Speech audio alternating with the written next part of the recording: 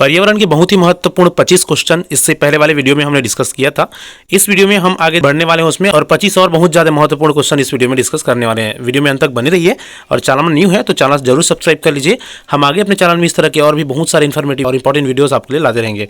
चलिए तो फिर ये वाला वीडियो स्टार्ट करते हैं और देखते हैं कि कौन कौन सी इंपॉर्टेंट चीज़ें इस वीडियो में जानने वाले हैं पर्यावरण शिक्षा शास्त्र या ईवीएस पेडागोजी से रिलेटेड।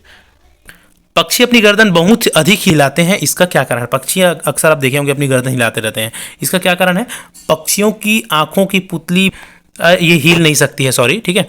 पक्षियां अपने गर्दन इस कारण से हिलाते हैं भाई, क्योंकि जो उनकी आंखों की पुतली है ना वो हिल नहीं सकती, ठीक है। उन लोगों को इधर उधर देखने के लिए अपनी गर्दन हिलानी पड़ती है, ठीक है। पुतलियाँ नहीं हिल सकती, हालांकि आंखें इधर उधर हो जाएगा। मतलब जिस तरह से एक ह्यूमन बींग, एक जानवर अपनी आंखों की पुतली को इधर उधर हिला के चीज़ों को देख सकते हैं, पक्षियाँ उतना उस एंगल में ही पुतलियों को हिलाकर नहीं देख सकती। इस कारण से उनको क्या करना पड़ता है, अपना पूरा का पूरा गर्दन हिलाना पड़ता है इधर उधर देखने के लिए, ठीक है। चलिए अगला क्वेश्चन देखिए। निदान के पश्चात कोई डॉक्टर रोगी से कहता है, निदान मतलब उसकी चिकित्सा के पश्चात, है ना, कि उनके खून में हीमोग्लोबिन की कमी है, तो उस रोगी को आयरन की कमी को पूरा करने के लिए क्या खाना चाहिए? किसी भी मनुष्य में या मरीज में आयरन की कमी हो गई है तो उनको क्या खाना चाहिए? आंवला, हरी पत्तियां और गुड़ खाना चाहिए। इनसे क्या होता है? आयरन की पूर्ति होती है, आयरन की पूर्ति होती है, ठीक है। नेक्स्ट क्वेश्चन है, राष्ट्रीय पाठ्यचर्या के रूपरेखा 2005 प्राथमिक स्तर पर पर्यावरण अध्ययन शिक्षण का प्रमुख उद्देश्य होनी चाहिए। एनसीएफ 2005 के अकॉर्डिंग पर्यावरण शिक्षण का क्या उद्देश्य होना चाहिए? कक्षा कक्षी अधिगम को विद्यालय के बाहर के जीवन से जोड़ना, ठीक है। कक्षा में जो चीज़ें पढ़ाई जा रही है उनको विद्यालय के बाहर के जीवन से जोड़ना ही प्रमुख उद्देश्य है पर्यावरण का।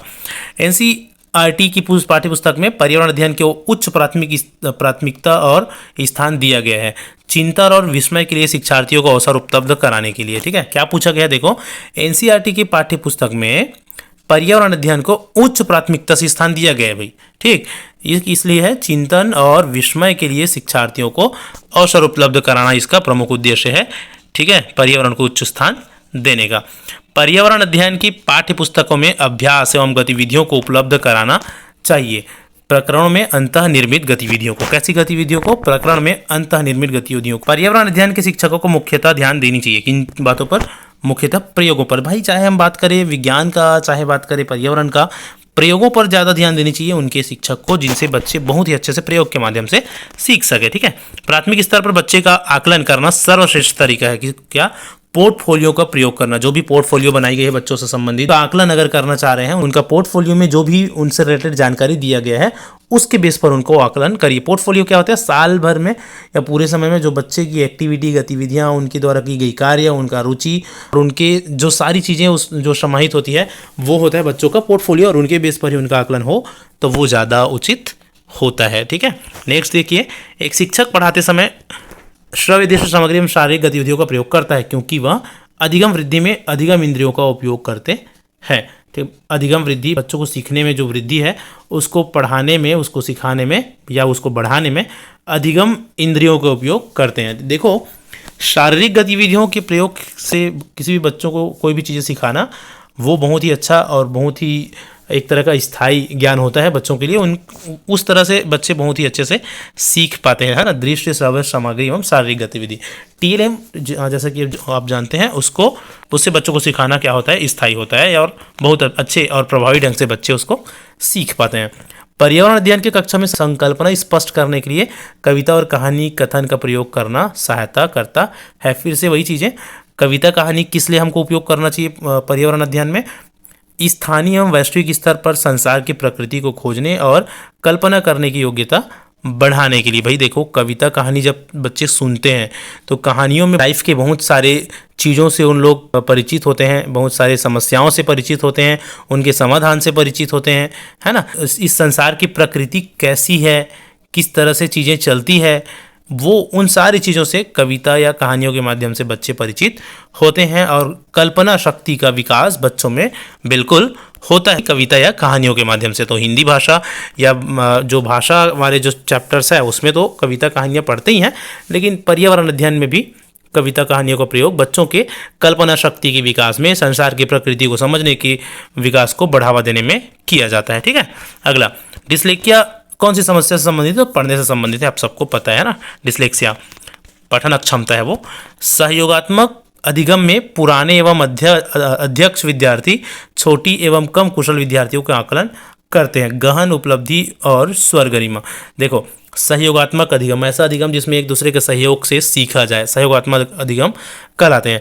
तो पुराने अभ्यर्थी जो होते हैं वो अपने से नीचे क्लास वाले अभ्यर्थियों का क्या करते हैं, आकलन करते हैं। ठीक है, तो ये क्या है, एक तरह का गहन उपलब्धि और स्वर गरिमा है। ठीक है, अगला देखिए, एक ही तरह की फसल बार बार उगाने से बहुत से रसायनों के उपयोग करने में वृद्धि होती है। मतलब बार बार एक ही फसल उगाना और बहुत सारे कीटनाशक रसायन का उपयोग करना, क्या हो जाएगा, बंजर हो जाएगा जमीन, है ना। अगला क्वेश्चन देखो, लेह और लद्दाख के मकानों की क्या विशेषता है। तो निचली मंजिल में कोई खिड़की नहीं होती, पत्थर मिट्टी और चूने से बनी होती है, मोटी दीवारें होती है और लकड़ी फर्श के बने होते हैं। कहाँ, लेह और लद्दाख में। ठीक है, निचली मंजिल में कोई भी खिड़की नहीं होती, पत्थर मिट्टी और चूने से मोटी दीवारें बनी होती है ना, इन सब से, पत्थर से, मिट्टी से, चूने से मोटी मोटी दीवारें और लकड़ी के फर्श होते हैं लेह लद्दाख में। ठीक, तरुण भारत संघ नामक समूह किससे संबंधित है।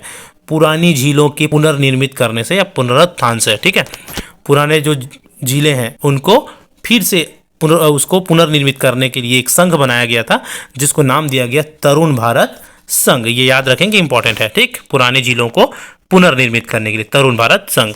शांत घाटी या साइलेंट वैली कहाँ है, वो कहाँ है भाई, केरल में। ठीक है, शांत घाटी या साइलेंट वैली, जिसको राष्ट्रीय पार्क भी का दर्जा भी प्राप्त है।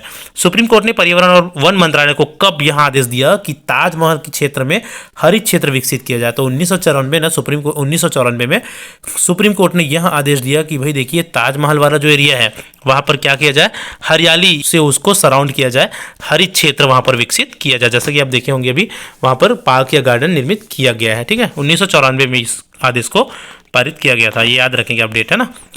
कणिकी प्रदूषण को समाप्त करने के लिए कौन सी युक्ति का प्रयोग किया जाता है। कणिकी प्रदूषण को समाप्त करने के लिए cyclone collector, gravity settling chamber और फैब्रिक फिल्टर, ये कुछ युक्तियां हैं जिनका प्रयोग किया गया कणिकी प्रदूषण को समाप्त करने के लिए। ठीक है, cyclone collector, gravity settling chamber और फैब्रिक फिल्टर। ठीक, आगे चलिए, ध्वनि प्रदूषण अधिनियम 2001 निर्देशित करता है, क्या निर्देशित करता है, लाउड स्पीकर के कारण ध्वनि प्रदूषण तथा पटाखों के कारण ध्वनि प्रदूषण, इस तरह की जो चीज़ें हैं वो ध्वनि को प्रदूषित करने के लिए कारक है।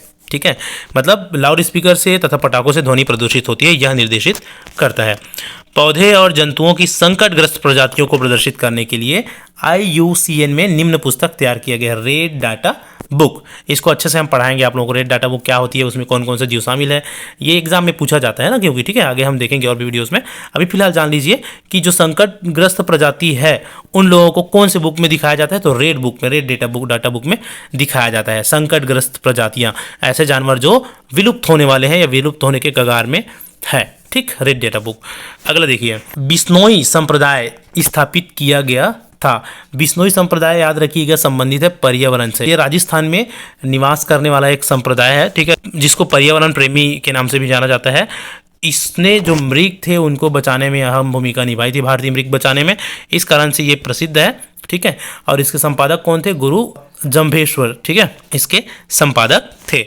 अगला चलिए, इसमें ये पूछा जा सकता है ना, बिश्नोई संप्रदाय क्यों प्रसिद्ध है, या तो उनका वो कहाँ रहते हैं, तो राजस्थान में है, और मृग, भारतीय मृग को बचाने के लिए प्रसिद्ध है और पर्यावरण प्रेमी के नाम से जाने जाते हैं। कौन सी गैस के कारण पत्तियों का सिकुड़ना, पत्तियों का गिरना तथा आकार में छोटे होना पाया जाता है।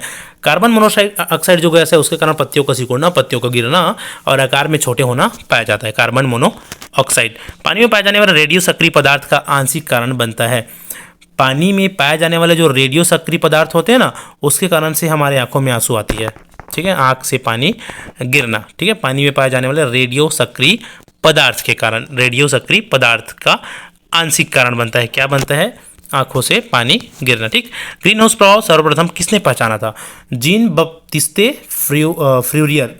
ठीक है, फ्यूरियर, इसने पहचाना था ग्रीन हाउस प्रभाव को, याद रखिएगा, इंपॉर्टेंट है, एग्जाम में पूछा जा सकता है। ग्रीन हाउस प्रभाव किसने पहचाना था, जीन बप्तिस्ते फ्यूरियर। ठीक है, ग्रीन हाउस के जनक भी बोल सकते हैं इसको। वैश्विक तापन के लिए जिम्मेदार कौन है, वैश्विक तापन। ठीक है, वैश्विक तापन मतलब ग्लोबल वार्मिंग, आप पढ़े होंगे ग्लोबल वार्मिंग। तो ग्लोबल वार्मिंग के ना सबसे ज़्यादा जिम्मेदार तो है भाई कार्बन डाइऑक्साइड गैस। ठीक, कार्बन डाइऑक्साइड गैस, उसके साथ ही साथ मीथेन, क्लोरोफ्लोरोकार्बन ये भी जिम्मेदार है। कार्बन डाइऑक्साइड गैस क्यों जिम्मेदार है भाई? देखो वो क्या करता है, हमारी पृथ्वी में जब सूर्य, ग्लोबल वार्मिंग मतलब पृथ्वी का गर्म होना है ना, पृथ्वी का गर्म होना, उसी को ग्लोबल वार्मिंग बोलते हैं। तो कार्बन डाइऑक्साइड किस तरह से जिम्मेदार है? देखो ये हमारा पृथ्वी है, जब सूर्य की किरणें यहाँ पर पड़ती है ना, तो इससे टकरा कर वो वापस भी चले जाती है, ठीक है, इसके कारण से वो ज़्यादा गर्म नहीं होता।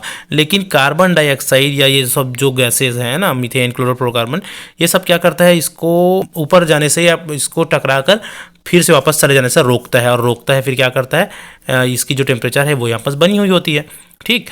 इस कारण से ये पृथ्वी के तापमान को बढ़ाने में सहायक है कार्बन डाइऑक्साइड, ठीक। इसी को बोलते हैं ग्लोबल वार्मिंग।